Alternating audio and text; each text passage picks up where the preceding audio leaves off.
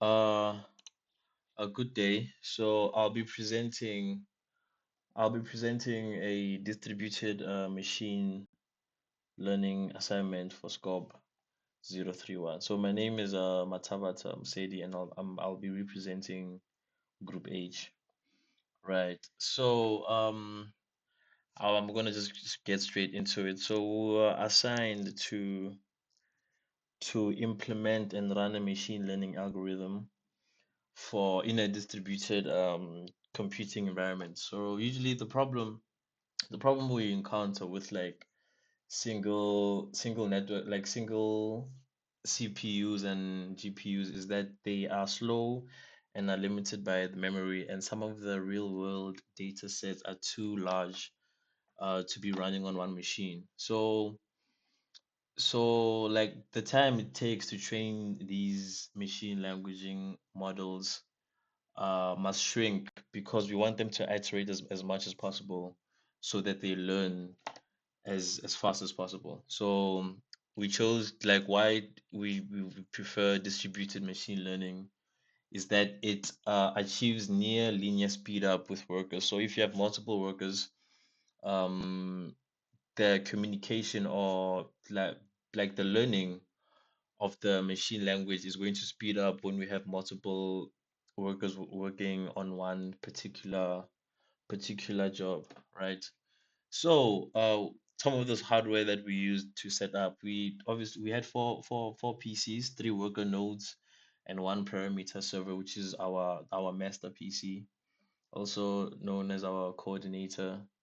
So we had Python 3.3.0, I think it was 3.1, 3.1.4, and we also use PyTorch, right?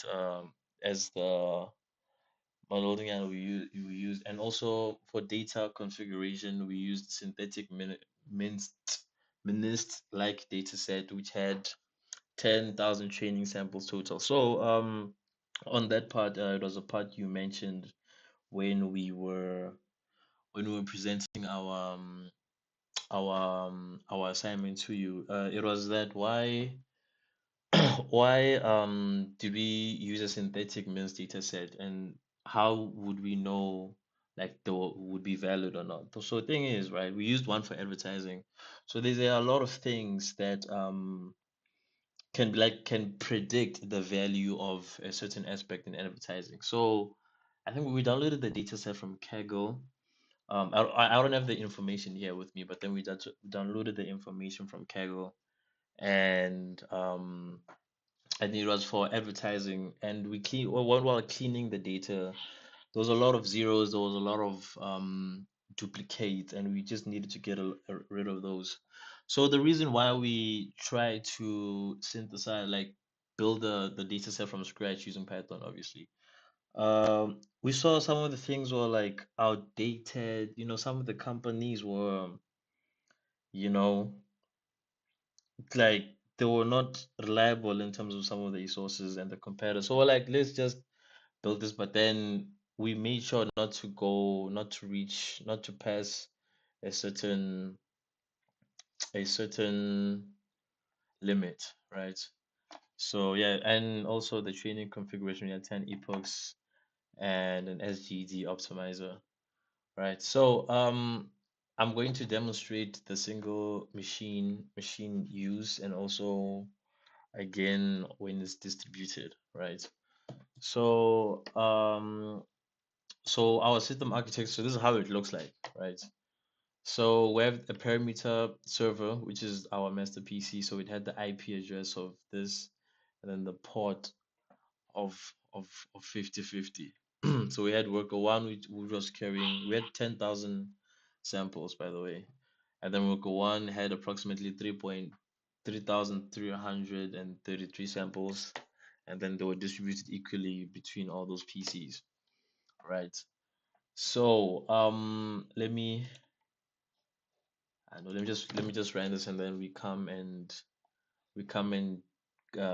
differentiate between the single and the distributed, right? So this is how it's going to look on the single machine, right? Which is also our baseline, where we are going to test, like we're going to compare it with single machine. Yo, Jesus, no such file. Let me, sorry, let me do this. Music. Okay, yeah, I was just running the thing. I didn't get into the file. Let me see if it will.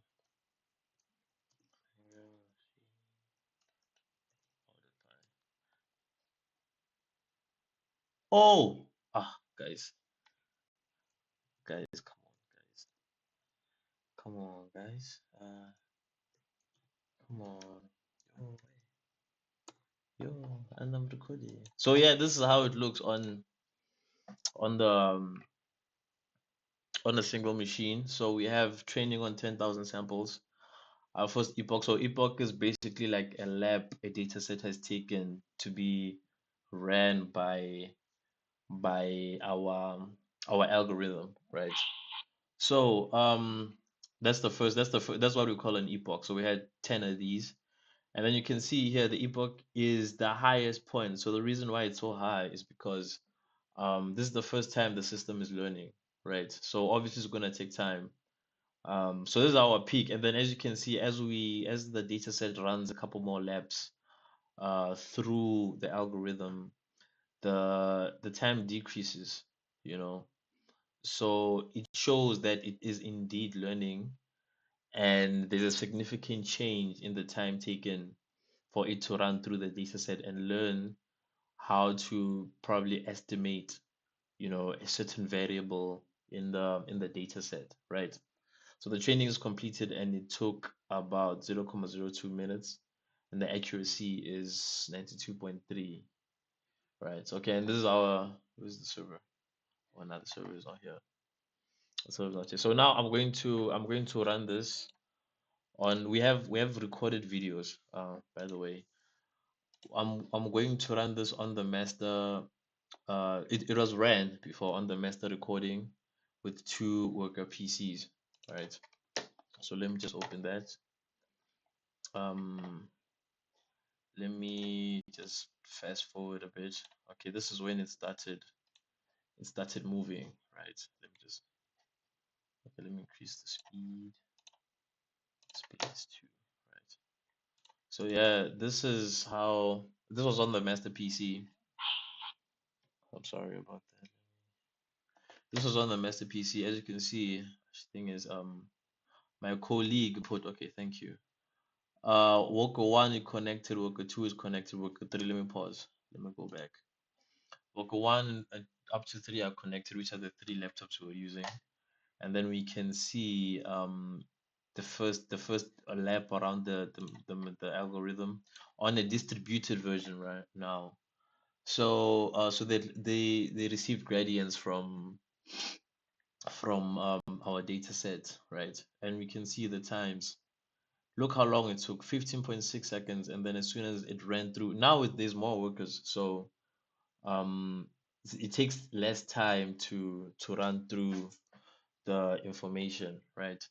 So the time here is 15.6 seconds, and then it goes to 2.8, and then it goes down to 2.3, and goes further down to 1.6. As I said before, the reason it is high here is because it is learning for the first time. Hence we have a higher loss, right? And then as you can see, as we go through again, we take more laps around the data set. It takes less time, right? Let me just focus, and then we can see now the training loss over time. So this is the loss versus epoch graph, and yeah, we can see it is negative. It's going down, slanting down, and it shows a decrease in. Did he remove it? Okay, this is the graph. Shows a decrease in time. Then you can see this is our peak, obviously when we started learning for the first time, and at the end of our training through three computers, it was it on the I think the epoch 10 it is, right? It took less than 0.050 seconds to for the machine to learn and for it to rather go through an epoch, right? Which is a lap around the algorithm, right? Um, yeah, so the other two are basically just like the things running on worker PC. So this was on worker 2. I don't know why the file is named worker 1, but then it was let me increase the speed to. So this is how it would look on a worker PC. Receiving weights, computing gradients on SHA-2.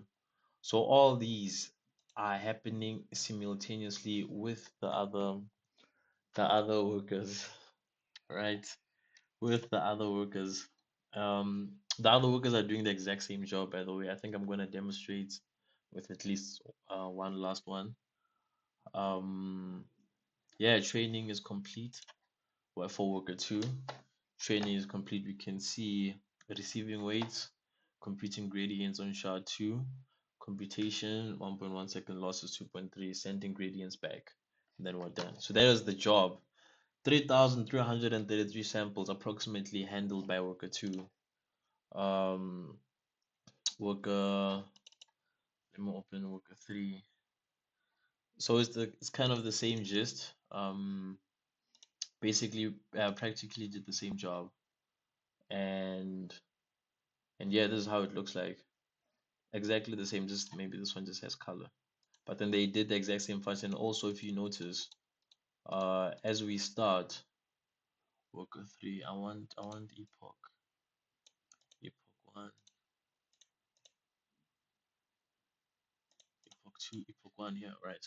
Cool. Computation 1.3. So remember,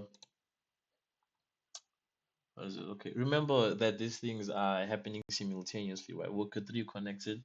So we have three workers like simultaneously running the data sets at the same time, distributedly, right?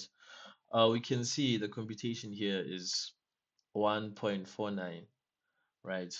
Which is fairly fast, but then as soon as it has learned, right, like like as a collective, it goes down significantly to 0.04 seconds, right? So it takes less time for the things to compute now, right? So this is also it's the same just for worker 2, right? So now going back to the slides, so these are the training loss for single versus distributed. You can see the training loss is significantly lower than the one for the single machine, because obviously because we now have what do you call this, three computers running it at the same time, right? And then now the improvement is now 52% lower final loss with distributed training. So now if we have a lower final loss, it's the time taken for the algorithm to run, right? So what we have here, we have look at the time taken for single versus distributed, right? Time seconds for the epoch 1. You can see the time taken is higher. Oh, sped up. Oh, okay, cool. However, L tip here is that the speed, like you comprehend, it's so slow that it had to be sped up 1.8 by 1.8 times. That's how slow it was, because obviously maybe it couldn't been shown, because my colleague did the graphs. They couldn't been shown properly graphically, right? Because the significance would have been insane. But yeah, we can see that we had a significantly high what you call this epoch. For the first epoch, we had like a high amount of seconds taken for it to run, and then it got lower, and then it spiked up a bit, but then went back down, right? um so yeah, this is basically just what was shown on the master on the master PC. Worker 1 connected, worker 2, worker 3, all workers connected, starting training, right? You see distributed. Okay, here are the times taken. Yeah, the time's taken, and they're also sped up for more, a bit of more control, right? We can see here there's a difference: 0.21, 0.23, 0.84. They're not that bad, but we can see that the one for distribution is much lower than the one for single, right? So some of the challenges we faced is what is the one that was actually a problem? Uh, so with the algorithm, we chose the SGD, stochastic gradient, stochastic gradient descent. Oh yeah, allows tail gradient and eliminates the synchronization barrier. So that goes back to what I said about the data set being kind of kind of scruffy. That's why we wanted to change some of the figures to have a bit more control. Um, yeah, some of the problems were just like the gradient directions, the deserialization of model parameters that added latency to the epoch, right? So with those on the distribution version, we can have like faster overhead, right? So these are some of the lessons learned. Is that how networking input output is often the bottleneck and not compute. Data partitioning strategy is that directly impacts conversions. So this is what we have learned in class, obviously, how important data partitioning is, especially now on a distributed network. We can clearly say that when you partition the data, for example, we had 10,000, it was approximately 3.3K to each of the workers, and then we saw that the model ran significantly faster. So these are the lessons we've learned, in relation to operating systems as a whole, right? And then we have our conclusion. So everything was implemented, and then we should have what we have achieved is a 52% final loss between the distribution compared to the single machine baseline, right? There's obviously been a speed up. We've learned a lot, and yeah, this was just simply my my colleague, my colleague put this here, obviously just to show us how we can use some of these things on Azure and as for cloud deployment and all that. So yeah, thank you so much. Bye bye.